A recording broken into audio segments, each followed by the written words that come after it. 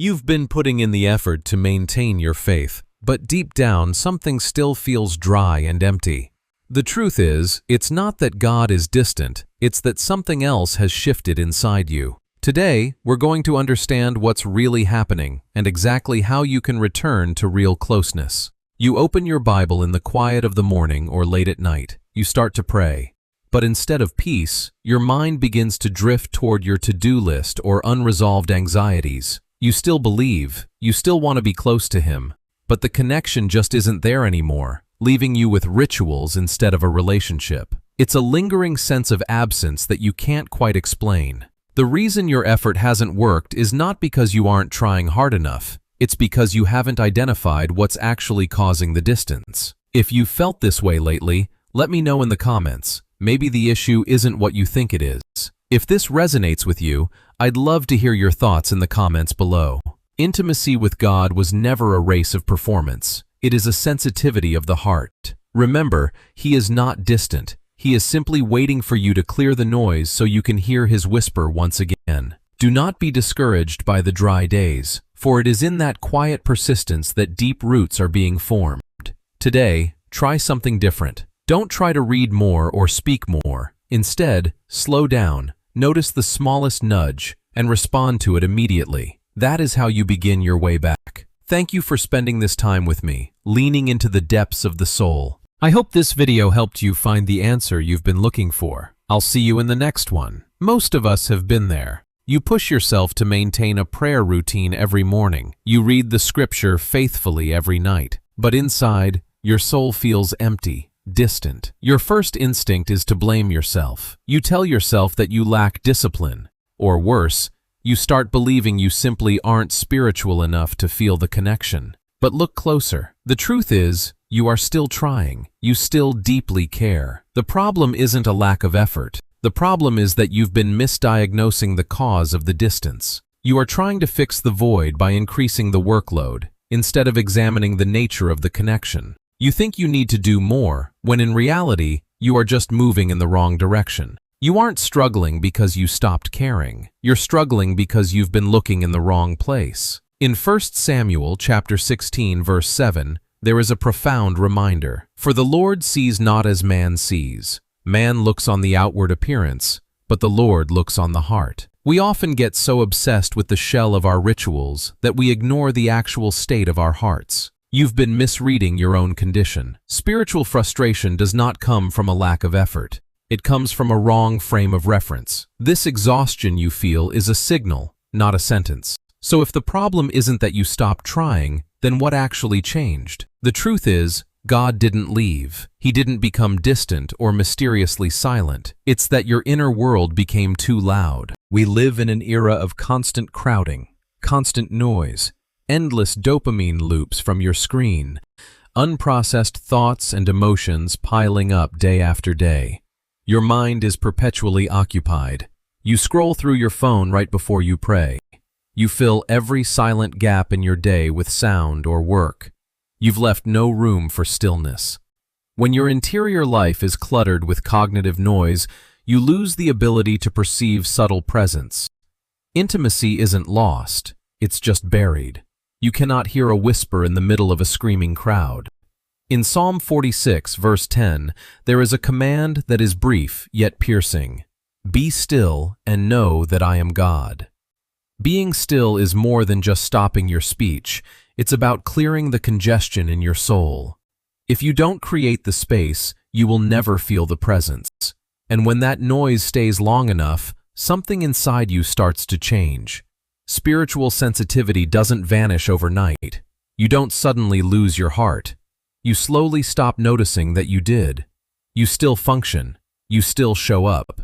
You still believe everything you've always believed, but something is off.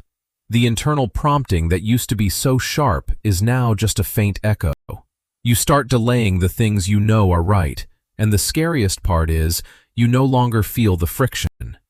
This numbness is the most dangerous state of all.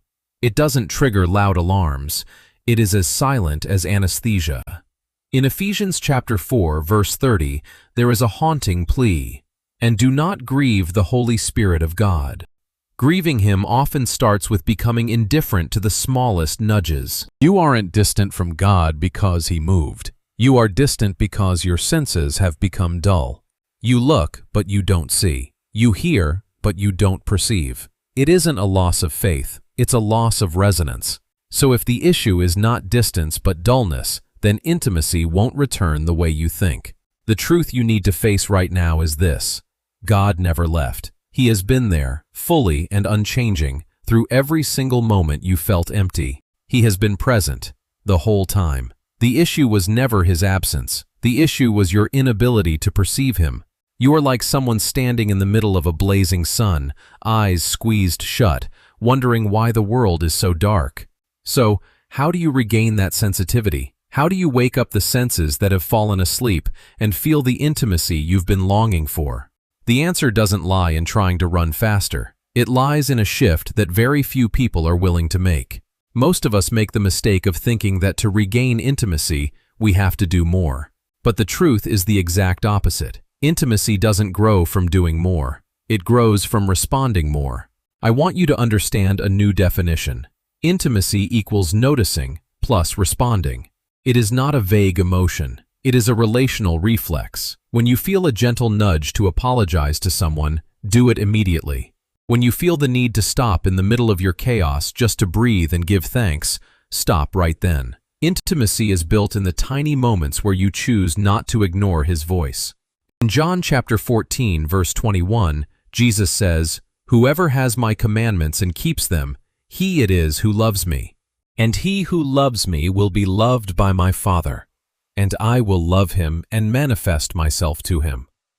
The act of him manifesting himself isn't a random miracle. It is the result of you slowing down to notice and obey. Don't wait for a surge of emotion to start acting. Start responding to the smallest things. Sensitivity returns when you stop accumulating delays.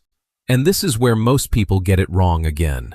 One of the biggest lies we often believe is this: if I don't feel anything, then nothing is happening. The truth is, human emotions are incredibly unstable.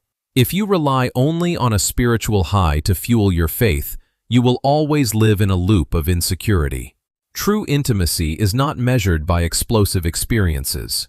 It is measured by faithfulness in the quietest days. There are days when you pray and feel absolutely nothing. There are times when you read the scripture and there is no wow moment. But it is in those very moments that depth is being built.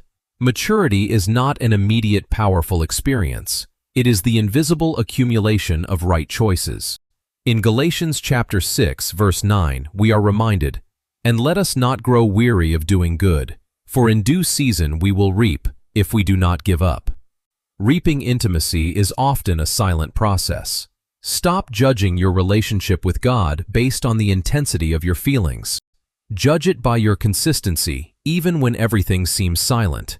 When you stop chasing the feeling, you will start finding the presence. And when you start living this way, something quietly shifts.